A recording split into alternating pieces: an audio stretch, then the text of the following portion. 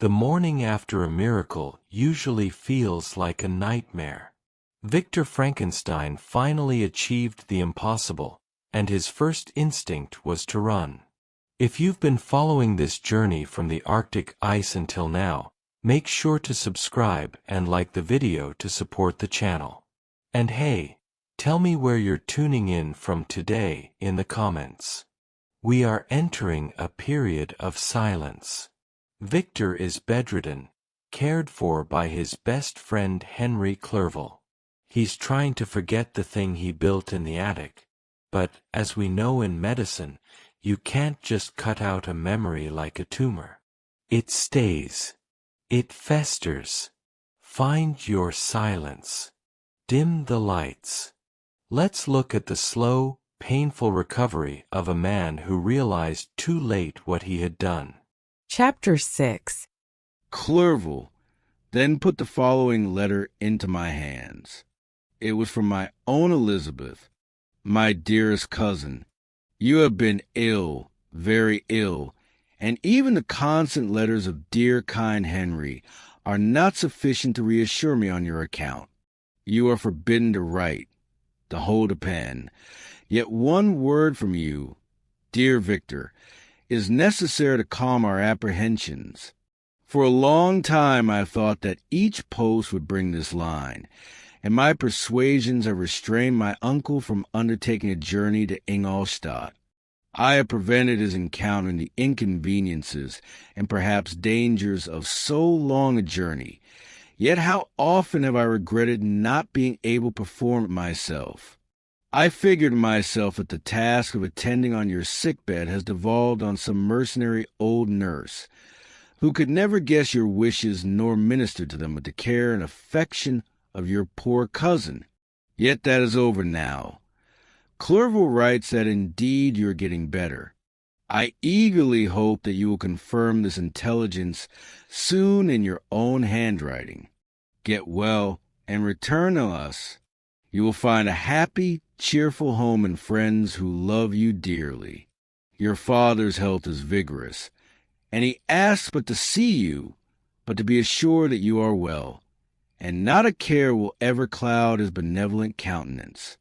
How pleased you would be to remark the improvement of our Ernest.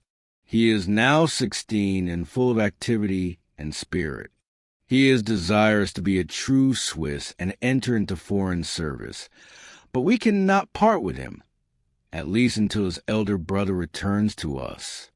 My uncle is not pleased with the idea of a military career in a distant country, but Ernest never had your powers of application. He looks upon study as an odious fetter.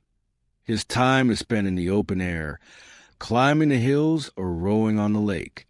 I fear that he will become an idler unless we yield the point and permit him to enter on the profession which he has selected. Little alteration, except the growth of our dear children, has taken place since you left us. The blue lake and snow-clad mountains, they never change. I think our placid home and our contented hearts are regulated by the same immutable laws. My trifling occupations take up my time and amuse me, and I am rewarded for any exertions by seeing none but happy, kind faces around me. Since you left us, but one change has taken place in our little household. Do you remember on what occasion Justine Moritz entered our family? Probably you do not. I will relate her history, therefore in a few words. Madame Moritz, her mother, was a widow with 4 children, of whom Justine was the third. This girl had always been a favor of her father, but through a strange perversity, her mother could not endure her, and after the death of M. Moritz, treated her very ill. My aunt observed this, and when Justine was 12 years of age, prevailed on her mother to allow her to live at our house. The republican institutions of our country have produced simpler and happier manners than those which prevail in the great monarchies that surround it. Hence there is less distinction between the several classes of its inhabitants, and the lower orders, Being neither so poor nor so despised, their manners are more refined and moral. A servant in Geneva does not mean the same thing as a servant in France and England. Justine, thus received in our family, learned the duties of servant, a condition which, in our fortunate country, does not include the idea of ignorance and a sacrifice of the dignity of a human being. Justine, you may remember, was a great favorite of yours, and I recollect you once remarked that if you were in an ill humor, one glance from Justine could dissipate it. For the same reason that Ariosto gives concerning the beauty of Angelica, she looked so frank-hearted and happy. My aunt conceived a great attachment for her, by which she was induced to give her an education superior to that which she had at first intended. This benefit was fully repaid. Justine was the most grateful little creature in the world. I do not mean that she made any professions. I never heard one pass her lips, but you could see by her eyes that she almost adored her protectress. Although her disposition was gay and in many respects inconsiderate, yet she paid the greatest attention to every gesture of my aunt. She thought her the model of all excellence and endeavored to imitate her phraseology and manners, so that even now she often reminds me of her. When my dearest aunt died, everyone was too much occupied in their own grief to notice poor Justine, who had attended her during her illness with the most anxious affection. Poor Justine was very ill, but other trials were reserved for her. One by one, her brothers and sister died, and her mother, with the exception of her neglected daughter, was left childless. The conscience of the woman was troubled. She began to think that the death of her favorites was a judgment from heaven to chastise her partiality. She was a Roman Catholic, and I believe her confessor confirmed the idea which she had conceived. Accordingly, a few months after your departure for Ingolstadt, Justine was called home by her repentant mother. Poor girl! She wept when she quitted our house. She was much altered since the death of my aunt. Grief had given softness and a winning mildness to her manners, which had before been remarkable for vivacity. Nor was her residence at her mother's house of a nature to restore her gaiety. The poor woman was very vacillating in her repentance.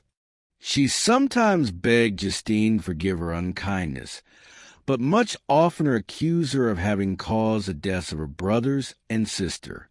Perpetual fretting at length threw Madame Moritz into a decline, which at first increased her irritability, but she is now at peace forever. She died on the first approach of cold weather, at the beginning of this last winter. Justine has just returned to us, and I assure you I love her tenderly. She is very clever and gentle and extremely pretty. As I mentioned before, her mien and her expression continually remind me of my dear aunt. I must say also a few words to you, my dear cousin, of little darling William. I wish you could see him. He is very tall at his age, with sweet laughing blue eyes, dark eyelashes, and curling hair. When he smiles, 2 little dimples appear on each cheek, which are rosy with health. He has already had 1 or 2 little wives, but Louisa Byron is his favorite, a pretty little girl of 5 years of age. Now, dear Victor, I dare say you wish to be indulged in a little gossip concerning the good people of Geneva. The pretty Miss Mansfield has already received the congratulatory visits on her approaching marriage with a young Englishman, John Melbourne. Esq. her ugly sister, Manon, married M. de Villard, the rich banker, last autumn. Your favorite schoolfellow, Louis Manoir, has suffered several misfortunes since the departure of Clerval from Geneva, but has already recovered his spirits, and is reported to be on the point of marrying a lively, pretty Frenchwoman, Madame Tavernier. She is a widow and much older than Manoir, but she is very much admired and a favorite with everybody. I have written myself into better spirits, dear cousin, but my anxiety returns upon me as I conclude. Write, dearest Victor, one line, one word will be a blessing to us. 10,000 thanks to Henry for his kindness, his affection, and his many letters. We are sincerely grateful. Adieu, my cousin. Take care of yourself, and I entreat you, write Elizabeth Lavenza, Geneva, March 1817. Dear, dear Elizabeth, I exclaimed when I had read her letter, I will write instantly and relieve them from the anxiety they must feel. I wrote, and this exertion greatly fatigued me, but my convalescence had commenced and proceeded regularly. In another fortnight, I was able to leave my chamber. One of my first duties on my recovery was to introduce Clerval to the several professors of a university. In doing this, I underwent a kind of rough usage, ill-befitting the wounds that my mind had sustained. Ever since the fatal night, the end of my labors and the beginning of my misfortunes, I had conceived a violent antipathy even to the name of natural philosophy. When I was otherwise quite restored to health, the sight of a chemical instrument would renew all the agony of my nervous symptoms. Henry saw this, and had removed all my apparatus from my view. He had also changed my apartment, for he perceived that I had acquired a dislike for the room which had previously been my laboratory. But these cares of Clerval were made of no avail when I visited the professors. Waldman inflicted torture when he praised with kindness and warmth the astonishing progress I had made in the sciences. He soon perceived that I disliked the subject, but not guessing the real cause, he attributed my feelings to modesty and changed the subject from my improvement to the science itself, with desire, as I evidently saw, of drawing me out. What could I do? He meant to please, and he tormented me. I felt as if he had placed carefully, one by one, in my view those instruments which were to be afterwards used in putting me to a slow and cruel death. I writhed under his words, yet dared not exhibit the pain I felt. Clerval, whose eyes and feelings were always quick in discerning the sensations of others, declined the subject, alleging in excuse his total ignorance, and the conversation took a more general turn. I thanked my friend from my heart, but I did not speak. I saw plainly that he was surprised, but he never attempted to draw my secret from me, and although I loved him with a mixture of affection and reverence that knew no bounds, yet I could never persuade myself to confide in him that event which was so often present to my recollection, but which I fear the detail to another would only impress more deeply. Kremp was not equally docile, and in my condition at that time, of almost insupportable sensitiveness, his harsh blunt encomiums gave me even more pain than the benevolent approbation of M. Waldman. "D.N. the fellow!" cried he. "Why, M. Clerval, I assure you he has outstripped us all." I stare, if you please, but it is nevertheless true. A youngster who, but a few years ago, believed in Cornelius Agrippa as firmly as in the gospel, has now set himself at the head of the university. And if he is not soon pulled down, we shall all be out of countenance. Ay, continued he, observing my face expressive of suffering.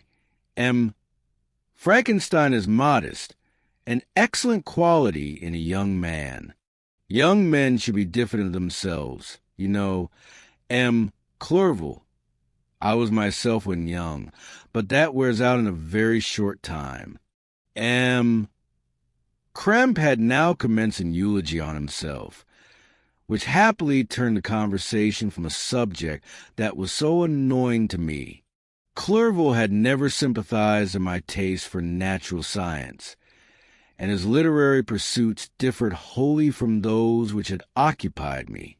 He came to university with the design of making himself complete master of the Oriental languages, and thus he should open a field for the plan of life he had marked out for himself. Resolved to pursue no inglorious career, he turned his eyes toward the east as affording scope for his spirit of enterprise. The Persian, Arabic, and Sanskrit languages engaged his attention, and I was easily induced to enter on the same studies. Idleness had ever been irksome to me, and now that I wished to fly from reflection and hated my former studies, I felt great relief in being the fellow pupil with my friend, and found not only instruction but consolation in the works of the Orientalists. I did not, like him, attempt a critical knowledge of their dialects, for I did not contemplate making any other use of them than temporary amusement. I read merely to understand their meaning, and they well repaid my labors. Their melancholy is soothing, and their joy elevating, to a degree I never experienced in studying the authors of any other country. When you read their writings, life appears to consist in a warm sun and a garden of roses, in the smiles and frowns of fair enemy, and the fire that consumes your own heart. How different from the manly and heroical poetry of Greece and Rome! Summer passed away in these occupations, and my return to Geneva was fixed for the latter end of autumn. But being delayed by several accidents, winter and snow arrived. The roads were deemed impassable, and my journey was retarded until the ensuing spring. I felt this delay very bitterly, for I longed to see my native town and my beloved friends. My return had only been delayed so long, from an unwillingness to leave Clerval in a strange place before he had become acquainted with any of its inhabitants. The winter, however, was spent cheerfully, and although the spring was uncommonly late, when it came its beauty compensated for its dilatoriness. The month of May had already commenced, and I expected a letter daily which was to fix the date of my departure, when Henry proposed a pedestrian tour in the environs of Ingolstadt, that I might bid a personal farewell to the country I had so long inhabited. I acceded with pleasure to this proposition.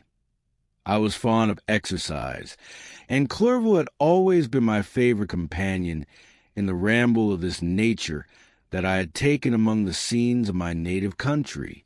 We passed a fortnight in these perambulations. My health and spirits had long been restored, and had gained additional strength from the salubrious air I breathed, the natural incidents of our progress, and the conversation of my friend. Study had before secluded me from the intercourse of my fellow creatures, and rendered me unsocial, but Clerval called forth the better feelings of my heart. He again taught me to love the aspect of nature and the cheerful faces of children. Excellent friend, how sincerely you did love me, and endeavor to elevate my mind until it was on a level with your own. A selfish pursuit had cramped and narrowed me, until your gentleness and affection warmed and opened my senses. I became the same happy creature who, a few years ago, loved and beloved by all, had no sorrow or care. When happy, inanimate nature had the power of bestowing on me the most delightful sensations. A serene sky and verdant fields filled me with ecstasy. The present season was indeed divine. The flowers of spring bloomed in the hedges, while those of summer were already in bud. I was undisturbed by thoughts which during the preceding year had pressed upon me, notwithstanding my endeavors to throw them off, with an invincible burden. Henry rejoiced in my gaiety and sincerely sympathized in my feelings. He exerted himself to amuse me, while he expressed the sensations that filled his soul. The resources of his mind on this occasion were truly astonishing, His conversation was full of imagination, and very often, in imitation of the Persian and Arabic writers, he invented tales of wonderful fancy and passion. At other times he repeated my favorite poems, or drew me out into arguments, which he supported with great ingenuity. We returned to our college on a Sunday afternoon. The peasants were dancing, and everyone we met appeared gay and happy. My own spirits were high, and I bounded along with feelings of unbridled joy and hilarity. Chapter 7. On my return, I found the following letter from my father. My dear Victor, you have probably waited impatiently for a letter to fix the date of your return to us, and I was at first tempted to write only a few lines, merely mention the day on which I should expect you. But that would be a cruel kindness, and I dare not do it. What would be your surprise, my son, when you expect a happy and glad welcome to behold, on the contrary, tears and wretchedness? And how, Victor, can I relate our misfortune? Absence cannot have rendered you callous to our joys and griefs, and how shall I inflict pain on my long-absent son? I wish to prepare you for the woeful news, but I know it is impossible. Even now your eye schemes over page to seek the words which are conveyed to you the horrible tidings. William is dead, that sweet child, whose smiles delighted and warmed my heart, who was so gentle yet so gay. Victor, he is murdered. I will not attempt to console you, but will simply relate the circumstances of the transaction. Last Thursday, May 7th, I, my niece, and your 2 brothers went to walk in Plain-Palais. The evening was warm and serene, and we prolonged our walk farther than usual. It was already dusk before we thought of returning, and then we discovered that William and Ernest, who had gone on before, were not to be found. We accordingly rested on a seat until they should return. Presently Ernest came and inquired if we had seen his brother.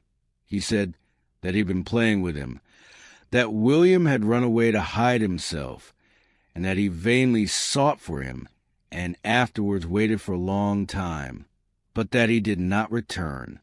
This account rather alarmed us, and we continued to search for him until night fell, when Elizabeth conjectured that he might have returned to the house. He was not there. We returned again with torches, for I could not rest when I thought that my sweet boy had lost himself and was exposed to all the damps and dews of night. Elizabeth also suffered extreme anguish. About 5 a.m, I discovered my lovely boy, whom the night before I had seen blooming and active in health, stretched on the grass livid and motionless. The print of the murderer's finger was on his neck. He was conveyed home, and the anguish that was visible in my countenance betrayed the secret to Elizabeth. She was very earnest to see the corpse. At first I attempted to prevent her, but she persisted, and entering the room where it lay, hastily examined the neck of the victim, and clasping her hands exclaimed, "Oh, God! I have murdered my darling child." She fainted, and was restored with extreme difficulty. When she again lived, it was only to weep and sigh. She told me that same evening William had teased her to let him wear a very valuable miniature that she possessed of your mother. This picture is gone, and was doubtless the temptation which urged the murderer to the deed.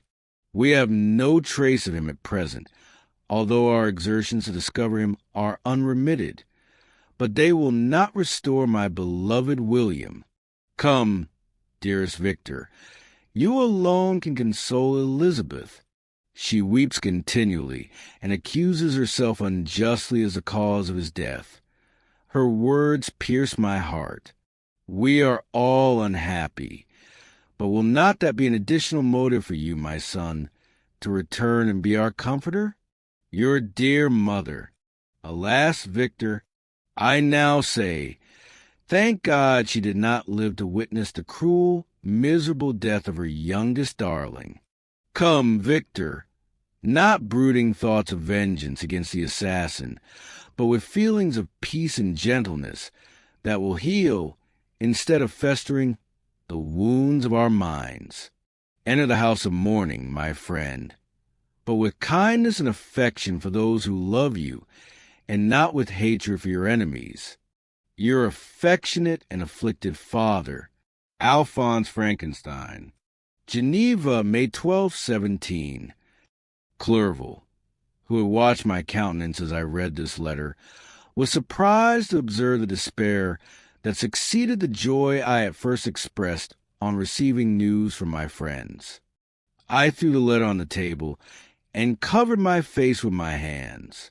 "My dear Frankenstein," exclaimed Henry, when he perceived me weep with bitterness, "are you always be unhappy? My dear friend, what has happened?" I motioned to take up the letter, while I walked up and down the room in the extremest agitation. Tears also gushed from the eyes of Clerval as he read the account of my misfortune. "I can offer you no consolation, my friend," said he. "Your disaster is irreparable. What do you intend to do?" "To go instantly to Geneva. Come with me, Henry, to order the horses." During our walk, Clerval endeavored to say a few words of consolation. He could only express his heartfelt sympathy. "Poor William," said he. "Dear lovely child, he now sleeps with his angel mother, who had seen him bright and joyous in his young beauty, but must weep over his untimely loss. To die so miserably, to feel the murderer's grasp, how much more a murder that could destroy radiant innocence. Poor little fellow! One only consolation have we. His friends mourn and weep, but he is at rest. The pang is over. His sufferings are an end forever. A sod covers his gentle form, and he knows no pain. He can no longer be a subject for pity. We must reserve that for his miserable survivors." Clerval spoke thus as we hurried through the streets. The words impressed themselves on my mind, and I remembered them afterwards in solitude. But now, as soon as the horses arrived, I hurried into a cabriolet and bade farewell to my friend. My journey was very melancholy. At first I wished to hurry on, for I longed to console and sympathize with my loved and sorrowing friends. But when I drew near my native town, I slackened my progress. I could hardly sustain the multitude of feelings that crowded into my mind. I passed through scenes familiar to my youth, but which I had not seen for nearly 6 years. How altered everything might be during that time! One sudden and desolating change had taken place. But 1,000 little circumstances might have by degrees worked other alterations, which, although they were done more tranquilly, might not be the less decisive. Fear overcame me. I dared no advance, dreading 1,000 nameless evils that made me tremble, although I was unable to define them. I remained 2 days at Lausanne in this painful state of mind. I contemplated the lake. The waters were placid. All around was calm, and the snowy mountains, the palaces of nature, were not changed. By degrees a calm and heavenly scene restored me, and I continued my journey towards Geneva. The road ran by the side of the lake, which became narrower as I approached my native town. I discovered more distinctly the black sides of Jura and the bright summit of Mont Blanc. I wept like a child. Dear mountains, my own beautiful lake, how do you welcome your wanderer? Your summits are clear. The sky and lake are blue and placid.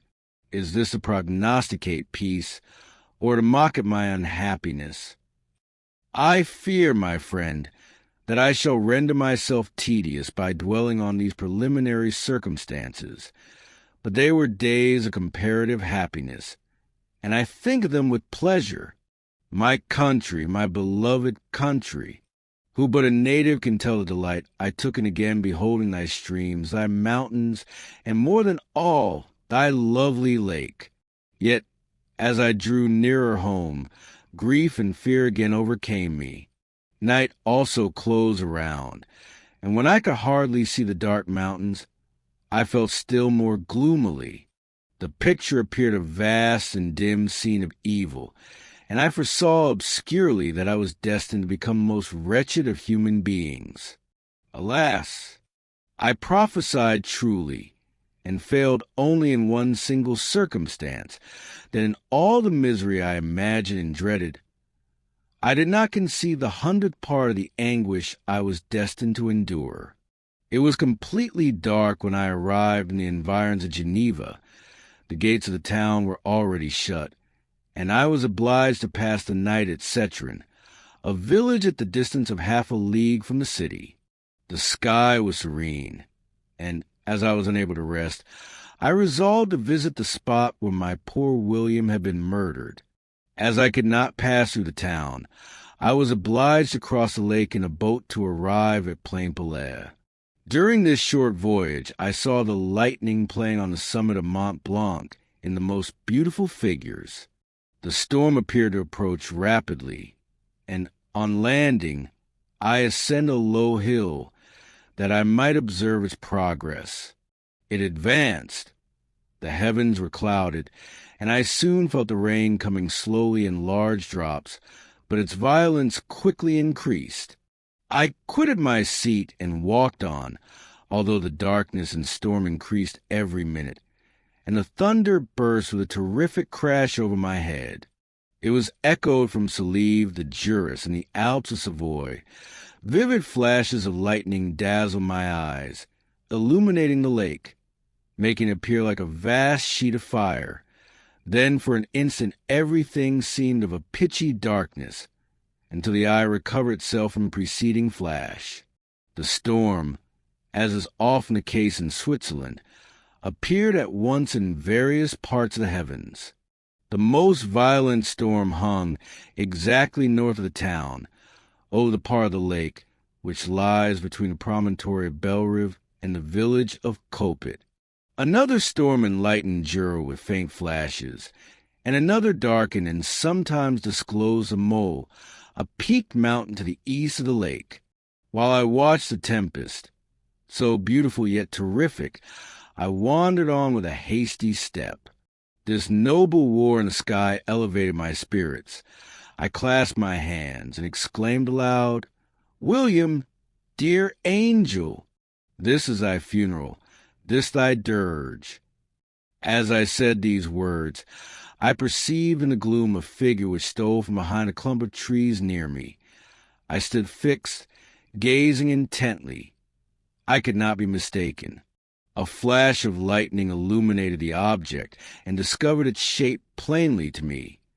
Its gigantic stature and the deformity of its aspect more hideous than belongs to humanity instantly informed me that it was the wretch, the filthy demon, to whom I had given life. What did he there? Could he be, I shuddered at the conception, the murderer of my brother? No sooner did that idea cross my imagination than I became convinced of its truth. My teeth chattered, and I was forced to lean against a tree for support. The figure passed me quickly, and I lost it in the gloom. Nothing in human shape could have destroyed the fair child. He was the murderer. I could not doubt it. The mere presence of the idea was an irresistible proof of the fact. I thought of pursuing the devil, but it would have been in vain, for another flash discovered him to me hanging among the rocks of the nearly perpendicular ascent of Mont Salêve, a hill that bounds Plainpalais on the south. He soon reached the summit and disappeared. I remained motionless. The thunder ceased, but the rain still continued, and the scene was enveloped in an impenetrable darkness. I revolved in my mind the events which I had until now sought to forget, the whole train of my progress toward the creation, the appearance of the works of my own hands at my bedside, its departure. 2 years had now nearly elapsed since the night on which he first received life. And was this his first crime? Alas! I had turned loose into the world a depraved wretch, whose delight was in carnage and misery. Had he not murdered my brother? No one can conceive the anguish I suffered during the remainder of the night, which I spent cold and wet in the open air, but I did not feel the inconvenience of the weather. My imagination was busy in scenes of evil and despair. I considered the being whom I had cast among mankind, and endowed with the will and power to effect purposes of horror, such as the deed which he had now done, nearly in the light of my own vampire, my own spirit let loose from the grave, and forced to destroy all that was dear to me. Day dawned, and I directed my steps toward the town. The gates were open, and I hastened to my father's house. My first thought was to discover what I knew of the murderer, and cause instant pursuit to be made. But I paused when I reflected on the story that I had to tell. A being whom I myself had formed and endued with life had met me at midnight among the precipices of an inaccessible mountain. I remembered also the nervous fever with which I had been seized just at the time that I dated my creation, and which would give an air of delirium to a tale otherwise so utterly improbable. I well knew that if any other had communicated such a relation to me, I should have looked upon it as the ravings of insanity. Besides, the strange nature of the animal would elude all pursuit, even if I were so far credited as to persuade my relatives to commence it. And then of what use would be pursuit? Who could arrest a creature capable of scaling the overhanging sides of Mont Salêve? These reflections determined me, and I resolved to remain silent. It was about 5 a.m. when I entered my father's house. I told the servants not to disturb the family, and went into the library to attend their usual hour of rising. 6 years had elapsed, passed in a dream but for one indelible trace, and I stood in the same place where I had last embraced my father before my departure for Ingolstadt. Beloved and venerable parent, he still remained to me. I gazed on the picture of my mother, which stood over the mantelpiece.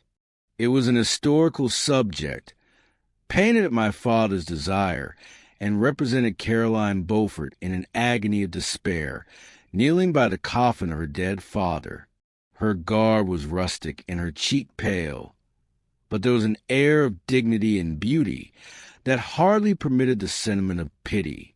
Below this picture was a miniature of William, and my tears flowed when I looked upon it. While I was thus engaged, Ernest entered. He had heard me arrive, and hastened to welcome me. "Welcome, my dearest Victor," said he. "Ah, I wish you had come 3 months ago, and then you have found us all joyous and delighted. You come to us now to share a misery which nothing can alleviate, yet your presence will, I hope, revive our father, who seems sinking under his misfortune, and your persuasions will induce poor Elizabeth to cease her vain and tormenting self-accusations. Poor William! He was our darling and our pride." Tears, unrestrained, fell from my brother's eyes. A sense of mortal agony crept over my frame. Before, I had only imagined the wretchedness of my desolated home. The reality came on me as a new and a not less terrible disaster. I tried calm Ernest. I inquired more minutely concerning my father, and here I named my cousin. "She most of all," said Ernest, "requires consolation. She accused herself of having caused the death of my brother, and that made her very wretched. But since the murderer has been discovered—" "The murderer discovered? Good God! How can that be?" Who could attempt to pursue him? It is impossible. One might as well try to overtake the winds or confine a mountain stream with a straw. I saw him, too. He was free last night. I do not know what you mean, replied my brother, in accents of wonder. But to us the discovery we have made completes our misery. No one would believe it at first. And even now Elizabeth will not be convinced, notwithstanding all the evidence. Indeed, who would credit that Justine Moritz, who was so amiable and fond of all the family, could suddenly become so capable of so frightful, so appalling a crime? Justine Moritz, poor girl, is she the accused? But it is wrongfully. Everyone knows that. No one believes it. Surely, Ernest? No one did at first. But several circumstances came out that have almost forced conviction upon us, and her own behavior has been so confused as to add to the evidence of facts of weight that, I fear, leaves no hope for doubt. But she will be tried today, and you will then hear all. He then related that the morning on which the murder of poor William had been discovered, Justine had been taken ill and confined to her bed for several days. During this interval, one of the servants, happening to examine the apparel she had worn on the night of the murder, had discovered in her pocket the picture of my mother, which had been judged to be the temptation of the murderer. The servant instantly showed it to one of the others, who, without saying a word to any of the family, went to a magistrate, and, upon their deposition, Justine was apprehended. On being charged with the fact, the poor girl confirmed the suspicion in a great measure by her extreme confusion of manner. This was a strange tale, but it did not shake my faith, and I replied earnestly, "You are all mistaken. I know the murderer. Justine, poor, good Justine, is innocent." At that instant my father entered. I saw unhappiness deeply impressed on his countenance, but he endeavored to welcome me cheerfully, and after we had exchanged our mournful greeting, would have introduced some other topic than that of our disaster, had not Ernest exclaimed, "Good God, Papa! Victor says that he knows who was the murderer of poor William."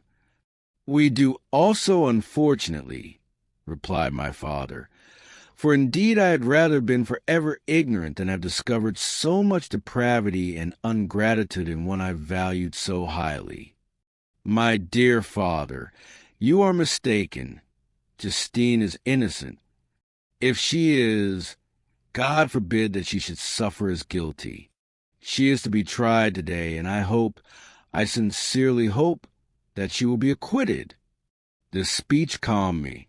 I was firmly convinced in my own mind that Justine, and indeed every human being, was guiltless of this murder. I had no fear, therefore, that any circumstantial evidence could be brought forward strong enough to convict her.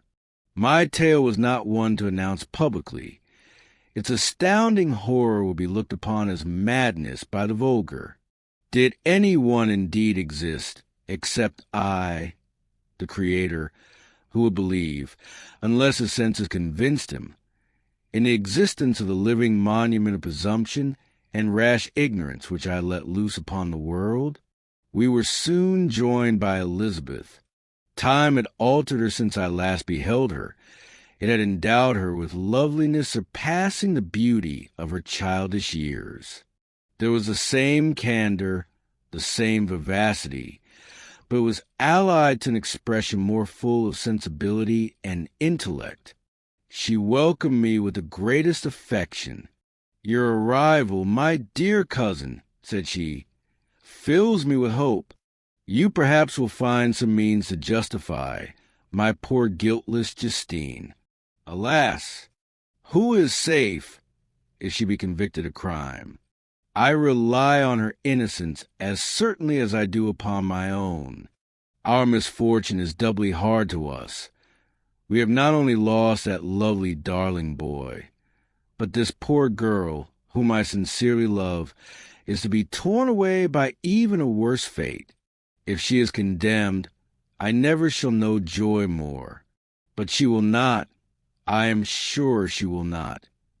And then I shall be happy again, even after the sad death of my little William. She is innocent, my Elizabeth, said I, and that shall be proved. Fear nothing, but let your spirits be cheered by the assurance of her acquittal. How kind and generous you are!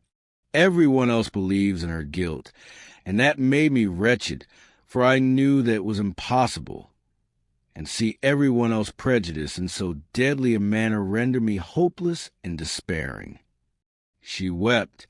Dearest niece, said my father, dry your tears. If she is, as you believe, innocent, rely on the justice of our laws, and the activity with which I shall prevent the slightest shadow of partiality.